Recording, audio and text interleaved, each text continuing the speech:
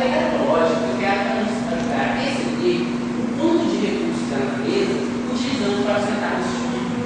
Tudo começou com esse mais velho aqui, o William Bruce, perdão minha pronúncia, ele é um canadense, e ele disse que uma revista é o seguinte: o apelo dele pela natureza começou quando ele era criança. Por quê? Porque ele percebeu que tudo que ele consumia provinha da terra, ou seja, por isso, ele se sentia preso a ela de alguma forma. Mais tarde, ele se formou em ecologia, se formou, e estava ministrando uma palestra, quando o economista teria dito para ele o seguinte: que ele estaria fadado ao fracasso, porque nenhuma sociedade, nenhuma população teve seu desenvolvimento econômico freado pela natureza. E nesse momento, ele decidiu que é preciso convencer o mundo de que o planeta possui uma capacidade máxima de limites que pode suportar, de recursos que pode gerar. Certo? E esse termo ficou conhecido como biocapacidade. Bom, para a gente traduzir em palavras da biocapacidade, seria então a capacidade de usar disciplinas produzir material biológico útil e absorver resíduos materiais gerados pela atividade humana. Bom, depois, mais tarde, já junto com isso, eles chegaram à conclusão de que o nosso consumo hoje demanda de um planeta Terra livre. Isso significa que o que nós consumimos, o que nós produzimos, o que nós depositamos na natureza para que seja estabelecido o ciclo natural da matéria, é preciso de que a gente faz em um ano, o planeta leva 1 ano e meio para recompor. Então hoje, a pegada ecológica do planeta seria de um planeta Terra livre. Mas, se o nosso consumo, se o nosso desenvolvimento continuar do jeito que está, chegaremos em breve a 3 planetas Terra. Então é preciso restabelecer essa ordem aí. Então, a pegada ecológica seria isso, a área de terra ecologicamente produtiva e de água para fornecer ao indivíduo ou população tudo que consome e absorver os resíduos que gera, podendo, para isso, utilizar tecnologia e prática de gestão de recursos. Muito próximo do termo do conceito de biocapacidade. Mas vamos diferenciar isso. Bom, biocapacidade é uma análise do planeta. Eu olho para o planeta e vejo tudo que ele pode produzir com as tecnologias que a gente tem. Já a pegada ecológica, eu olho para o homem e vejo o que o homem está produzindo a partir do planeta. Então a gente observa que a pegada ecológica ultrapassa a biocapacidade. E por isso nós temos um déficit com a natureza. Certo? Bom, a pegada ecológica igual à biocapacidade será estética, significa ter um desenvolvimento sustentável. E o desenvolvimento sustentável seria um crescimento conjunto, um crescimento econômico, um crescimento social e um crescimento ecológico. Observando esse diagrama, a sustentabilidade estaria na interseção entre esses 3 fatores. Se nós conseguirmos chegar a isso, será possível que a atual geração consiga utilizar os recursos que a Terra possui, mas permitir que as gerações futuras também utilizem esses recursos. Certo? Mas não basta simplesmente trocar a área de um planeta Terra, mas dele, para a gente poder consumir do jeito que a gente consome. Porque essas áreas precisam estar distribuídas de 5 formas. Podem ter áreas que geram impactos ambientais, mas precisam ter áreas que restabeleçam esses recursos. E essas seriam as 5 áreas do planeta a serem divididas, propostas pela pegada ecológica: a terra produtiva, o mar produtivo, a terra de energia, a terra construída e a terra de biodiversidade. Então vamos falar um pouquinho dessas temas. Bom, a primeira terra seria a terra bioprodutiva. Essa terra é aquela que gera grande impacto no ambiente. Então temos aí 4 exemplos de terra que geram grande impacto, no caso do Brasil. A primeira seria uma cultura de soja no Cerrado brasileiro, que a gente pode ver aqui. A segunda seria a pecuária extensiva. Depois, a estação madeireira, você pode ver um exemplo da Arapicelulose no nosso estado. Depois, você tem um exemplo da estação mineral no Panela Periferia. Beleza? Então, a terra bioprodutiva seria a terra para colheita, pastoreio, corte de madeira e outras atividades de grande impacto ambiental. A outra terra seria o mar bioprodutivo. Bom, o mar bioprodutivo é a área de água necessária para a pesca e extrativismo. Aqui a gente tem a pesca industrial e a extração de petróleo e elevação de tubos, como exemplo de mais bioprodutivos. Aqui tem a terra construída. Terra construída é utilizada para casas, construções, estradas e infraestrutura. Um exemplo é a grande metrópole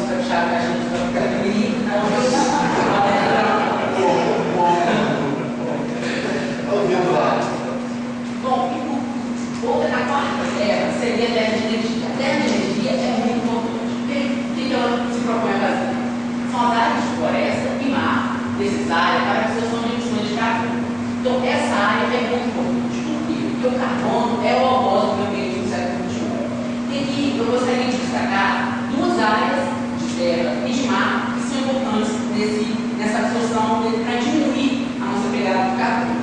A primeira são as áreas de reflorestamento. Por que as áreas de reflorestamento? Porque as plantas, a gente sabe que pelo processo fotossintético absorvem gás carbônico, ou seja, fixam esse gás carbônico. Só que nas áreas de reflorestamento isso é mais intenso. Por quê? Porque quando as árvores e os vegetais estão crescendo, eles precisam armazenar esse carbono nos seus tecidos para poder se desenvolver. Certo? Aqui à direita, a gente tem o exemplo do verdadeiro pulmão do mundo, seria a cadeia alimentar formada pelas algas, pelo camarão frio e pela baleia. Bom, as algas são organismos fotossintéticos e por isso absorvem gás carbônico e liberam O2, mas também realizam a respiração, ou seja, usam esse oxigênio e liberam gás carbônico. Mas como ela se torna um pulmão? Da seguinte maneira, ela é consumida pelo camarão frio. Inúmeras algas são consumidas pelo camarão frio, que por sua vez é consumido a toneladas por dia pela baleia azul. Então, esse consumo excessivo de água e a sua alta taxa reprodutiva permite que o saldo fotossintético das algas seja maior do que o saldo de respiração. Certo? Então há uma absorção de carbono nessa cadeia alimentar. A última terra que propõe subir a pegada calórica seria a terra de biodiversidade. Bom, a terra de biodiversidade são as áreas de terra e água destinadas à preservação da biodiversidade. Aqui eu exemplifiquei duas espécies da Amazônia, a área areia muito perigosa, e aqui eu coloquei uma foto do Parque Estadual Paulo César Filho, aqui no nosso estado também. Essa área é importante porque é uma área de restinga, portanto configura-se um pecótero entre o ambiente marinho e a Mata Atlântica, e por isso tem uma carga de biodiversidade muito grande, porque a Mata Atlântica, como a gente sabe, só resta infelizmente 3% do território nacional. Beleza? Bom, só que a gente sabe também que o impacto, a gente tem um saldo, nós temos um saldo negativo com a natureza, mas a responsabilidade desse saldo não está igualmente distribuída no globo. Isso mostra esse mapa. Por exemplo, a América do Norte possui maior pegada ecológica. Se todos nós, hoje, consumíssemos como norte-americano, seriam necessários mais de 5 planetas Terra para nos sustentar. Em contrapartida, se a gente olhar para a África, seria preciso menos de meio planeta para nos sustentar se nosso consumo fosse tal valor do submarino. Só que tem a questão: de um lado, o consumo norte-americano é ambientalmente inviável, de outro, o de um submarino é socialmente possível. Então, essas são questões levantadas e por isso o criador da pegada ecológica, o Greenpeace, foi perguntado sobre isso. O criador da pegada ecológica foi perguntado. A gente vai ver o que ele respondeu. Vai passar aí.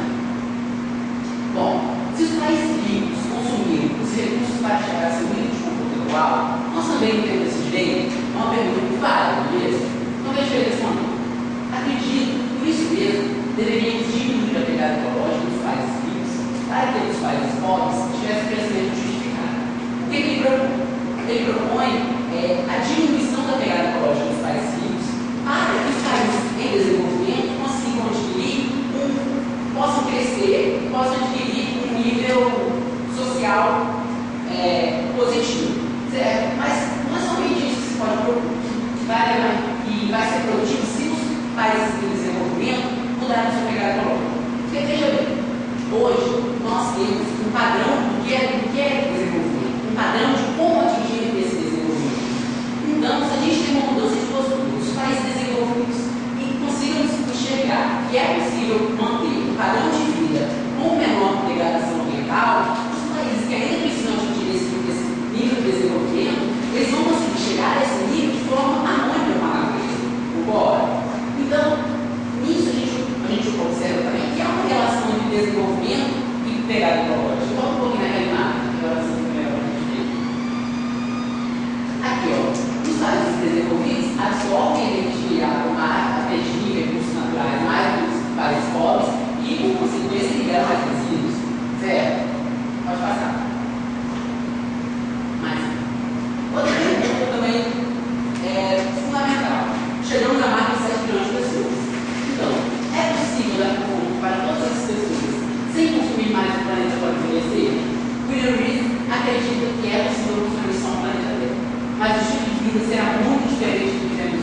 qualquer país. Para começar, quase não estaremos discutindo esforços. Mas, mais uma vez, parece um problema para mim. Então, essa postura precisa mudar. Bom, a pegada ecológica, o suíço, Max Weber, estudo normalmente a pronúncia, é um suíço, já fez pesquisa em boca a boca, com os suíços portugueses, nem sei como dizer como que eles pronunciam ele. Então, ele criou esse cálculo da pegada ecológica. Ele e o Max, mas ele é presidente da ONU, digamos assim, essa aqui, ó, que faz cálculo da pegada ecológica. Não, você não conhece também. Então, esse cara é um cálculo pessoal da pegada ecológica. Então, é possível ver o quanto desse saldo negativo, nós, individualmente, temos sobre a natureza.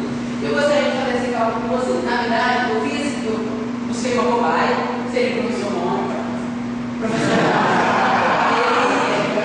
ele respondeu as perguntas, né? E nós vamos analisar a pegada ecológica do professor. Vamos ver qual é a pegada do Bom, a primeira coisa que a gente chegar lá no site dele seria sobre a localidade, da onde nós estamos respondendo. E o fator locacional é muito pouco. Porque as terras do país têm produtividade primária diferente, tem tecnologia para extrair esses recursos, para devolver esses recursos para a natureza diferentes, e tem também diferentes gestores desses recursos. E é realmente importante. Certo? Então, por isso é importante a localização. A primeira pergunta que a gente. Os primeiros quesitos de julgamento que a gente lança no questionário é a respeito da alimentação, como que é o consumo alimentar.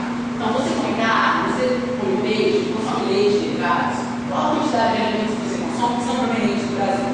E aqui eu gostaria de destacar duas perguntas para o professor. Você come carne, frequentemente, uma porção por refeição. Isso, a gente sabe que o Brasil tem muitas terras alimentares, tem terra que produzir carne para caramba, mas veremos mais à frente que é um peso no pegada ecológica brasileira. Ou seja, nós estamos consumindo carne em excesso. E outra coisa, que é agora um ponto positivo, ele respondeu que todos os alimentos que ele consome são brasileiros. Então isso é muito legal, né? Ou seja, se a gente tem uma pegada maior, e se a gente mudar, o consumo alimentar vai seguir a mesma lógica e ter como consequência um resultado positivo. Pode passar. 10. Aqui depende muito de nós. Qual o valor que ele fala nos fontes da base que você compra por mês? O professor Mônica mostrou os menos consumismo possível. E realmente isso é muito importante. Né? Quantos eletrodomésticos, ferramentas de trabalho que você consome? Isso daí tem problema de descarte, dos produtos eletrônicos, não é um problema também na nossa pegada ecológica. Então, se a gente acompanha a velocidade de obsolescência dos produtos tecnológicos, nós estamos pesando a nossa pegada. Zero. Bom, moradia. Aqui fala de moradia e fala um pouco de energia também. Se a gente fosse analisar a pegada ecológica de uma cidade, por exemplo, o quesito moradia, habitação, infraestrutura urbana seria um peso muito grande. Porque a gente observa que as cidades não estão estruturadas, então carecem de áreas verdes, sofrem de grandes impactos ambientais do urbano, microclima, chuva ácida, certo? Então, isso quesito cidade, o mundo inteiro tem um peso na pegada ecológica muito grande. E depois, fala de fontes renováveis. Eu gostaria também de destacar duas respostas que deu o professor. A primeira delas é a seguinte: qual é a porcentagem de energia elétrica que você usa que provavelmente recursos renováveis? Ele diz 75%. E é a realidade brasileira. O Brasil pode dizer que é um credor mundial nesse ramo, porque a maior parte da nossa energia é proveniente de fontes renováveis, principalmente a hidrelétrica, que agora, recentemente, desde a década de 80, o etanol. Certo? Porque aí a gente vê que ele gasta bastante energia. Eu imagino que seja um ar-condicionado que esses dias teve um calor de futebol também, ligado à Brasília, bastante tempo. Transporte. Chegamos no ponto talvez crucial da pegada ecológica. Qual é a distância média percorrida por você de carro por semana como motorista com passageiro? Profissionalmente anda mais de 240 quilômetros. Então, realmente, representa um peso muito grande. Desses 240 quilômetros, muitos parei cachoeira, carro. Também tem uma responsabilidade sobre essa pegada ecológica. Aqui anda muito pouco transporte público. Realmente, o transporte público é difícil de aumentar no por causa da precariedade desses transportes, certo? E o avião é responsável por uma enorme pegada ecológica. Por quê? Porque o meio de transporte praticamente substituiu. O meio de transporte seria substituir, o avião poderia ser substituído. Difícil, então carece mesmo de tecnologias para melhorar o combustível do avião para reduzir a pegada ecológica. Bom, como é conhecido o resultado da pegada ecológica? É da seguinte forma. Aqui a gente vê a sua pegada ecológica. Esses dois maneras ali, ó. Então, se todo mundo consumisse como Rony, seria necessário um planeta Terra. Beleza? Aqui a gente vê como é distribuída a pegada ecológica, eu vou ficar aquela data. Eu vou trabalhar, a gente vai ver nos próximos dados. Aqui a gente tem uma área para se explorar aqui nos dois planetas Terra, tem uma interrogação, a gente clica quando a gente faz a análise do resultado desse gráfico. Nesse gráfico, a gente pode ver a pegada calculada do caso do Rony em comparação com outros países e a CND seria a pegada ecológica ideal. Então, às vezes, a gente se analisa muito comparativamente. Então, a gente olha a nossa barriga da pegada ecológica e minha pegada ecológica é menor do que a do Rio, da Argentina, mas vejam que o ideal seria a MV, que é esse ideal que nós precisamos buscar. Aqui, a gente vê como que é distribuída a pegada do esgoto nas terras necessárias, área de energia, cultivada, de passagens, área de floresta, construída, e área descrita. O peso do carro seria a área de passagens. Muito errado, a gente não sabe. Então, a gente viu na tela. Então, porque a cevada normalmente vem acompanhada. E aqui a gente vê como o que está sobregado no caso da proveniente de você. O que é proveniente do alimento? Claro que a gente tem os nossos alimentos, é muito cultural, né? Porque é um hábito também, você depende, mas é um reflexo da cultura do país, a produtividade primária do país, então representa mesmo uma pegada ecológica. A administração desses recursos, então tem uma outra análise interessante. Bom, falar desse peso da pegada ecológica tem talvez o principal ponto de estudo, que seria como reduzir a pegada ecológica. Poderia citar para vocês inúmeras formas de reduzir a pegada ecológica, certo? Reciclar, consumir menos energia, e que todas essas e outras que a gente fala no dia a dia são válidas e devem ser colocadas em prática. Porém, eu gostaria de dar ênfase em três. A primeira delas é mobilidade de transporte. Bom, mobilidade de transporte, o que surgiu? Não é uma coisa, claro, gente, nós não vamos substituir o carro pela bicicleta, é isso que se propõe. Mas a gente precisa, é possível substituir em alguns casos, em algumas formas. Certo? Então, a bicicleta seria um meio muito útil no ambiente urbano, por exemplo. Primeiro, porque financeiramente a gasto de manutenção e tudo mais é muito menor do que o carro, que a moto, que o ônibus. Certo? Então, o gasto da bicicleta é muito inferior. Segundo, seria um benefício muito grande também para a infraestrutura das cidades que sofre com isso do trânsito. Por exemplo, nos horários de pico da cidade de São Paulo, quando a bicicleta anda a 14 km por hora, a moto está apenas 8. Certo? E também reduz, é um incentivo contra o sedentarismo, né? Melhor para a questão alimentar. E essa foto é um projeto muito interessante que eu estou Rio. Foi uma parceria da Prefeitura da cidade do Rio de Janeiro com o Banco Itaú. Então, como funciona? Estão espalhados ao longo de todo o Rio de Janeiro, esses pontos aí das bicicletas lá. A gente paga R$10 por mês e tem direito a 60 minutos ininterruptos. Não posso pegar a bicicleta no ponto de origem e deixá-la no ponto mais próximo do meu destino. Certo? Nesses 60 minutos, 15 podem ser ininterruptos. Então, por exemplo, se eu estou indo de casa para o trabalho, eu levo a estação de metrô, eu posso pegar a bicicleta da minha casa até a estação de metrô, depois, do próximo ponto da estação de metrô até o próximo lugar de trabalho. Certo? Uma bicicleta é muito interessante. Outra coisa, deve valorizar nas universidades, seria os meios mais tradicionais de locomoção, seria o pedestre, né, os pés, e também os skates, os patins. Para incentivar as pessoas que locomovam mais a pé e essas formas naturais, simples e gera um pouco de impacto ambiental, nós funcionamos um pouco a lei de mobilidade urbana.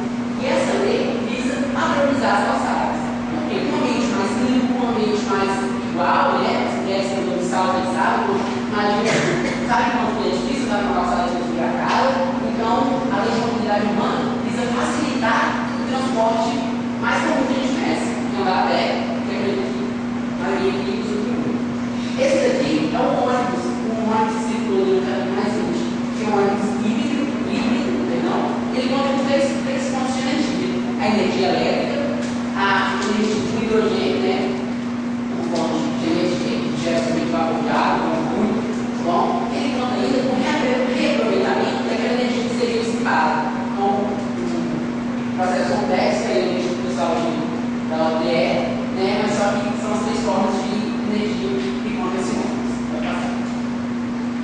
proposta de intervenção para diminuir a nossa pegada ecológica seria cultura e sustentabilidade. O que significa isso?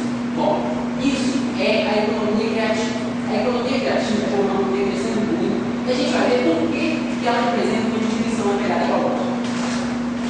Aqui estão algumas fotos para ilustrar. Um exemplo de economia criativa. O Instagram, por exemplo, foi criado por 13 pessoas, poderia ser criado uma sala dessa. Desses 13 grandes, alguns são amigos de faculdade, dentre brasileiros, e eles criaram um mecanismo que você tira foto e manda direto para a internet. E isso, o que isso significa? É a economia criativa. Um ano depois, o Instagram vendeu ao Facebook por $1 bilhão.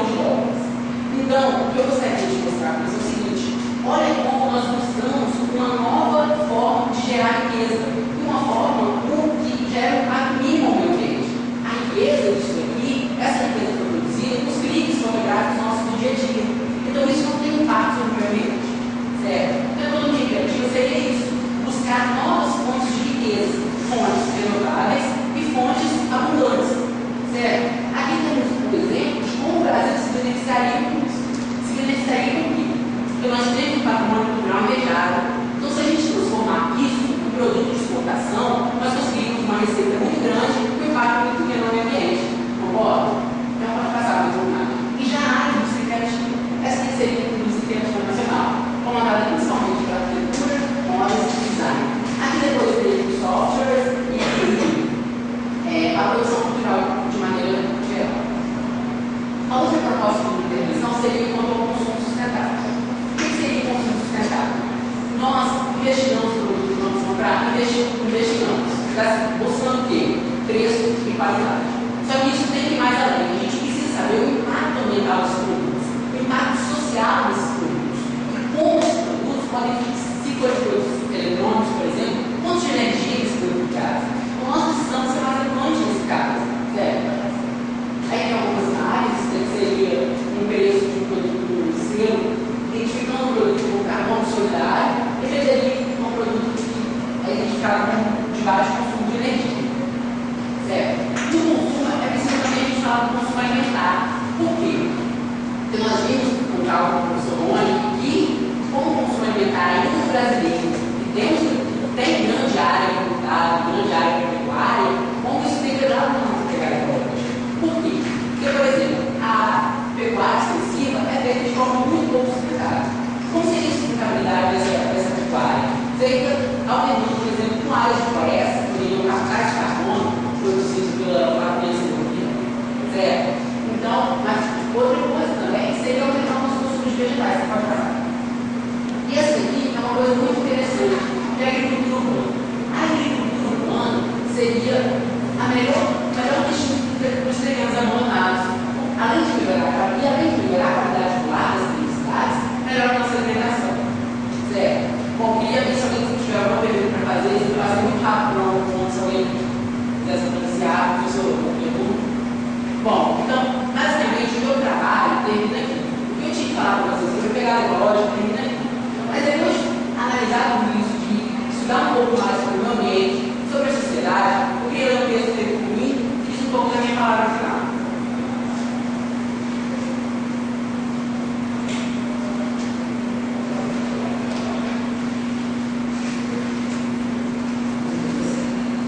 O meio serviu o Buda para se adaptar a ele, disse lá. Hoje, porém, essa máxima está derrotada. A evolução de dados se consagrou e temos a consciência de que as transformações do ambiente selecionam, ao caso, os indivíduos que já eram mais altos. O brilhantismo que faz a evolução é inegável, mas a espécie humana é capaz de aplicar todas as suas explicações e resgatar a marca do ostracismo. No nosso caso, a adaptação é, ou deveria ser, um fato possível. A adaptação de indivíduo não é fisiológica, mas comportamental. O homem, que é um ser fabuloso, já experimentou a existência pelas mais diversas organizações. Já foi nômade, já formou grandes impérios, já se clausurou em castelos, já atravessou oceanos, já colonizou outros continentes, já glorificou vários deuses, já sonhou com a